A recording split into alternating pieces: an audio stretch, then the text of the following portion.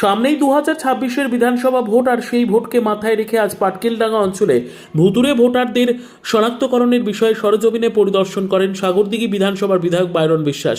তিনি বাড়ি বাড়ি গিয়ে জনগণের সঙ্গে কথা বলেন এবং তাদের অভাব, অভিযোগ এবং সমস্যার কথা মনোযোগ দিয়ে শোনেন। এ সময় বিধায়কের সঙ্গে ব্লক নেতৃত্ব উপস্থিত ছিলেন। ভোটারদের শনাক্তকরণের কাজ সেরে ইফতার মেহফিলে অংশ নেন বিধায়ক বাইরন বিশ্বাস সহ অন্যান্য বিশিষ্ট ব্যক্তিবর্গ।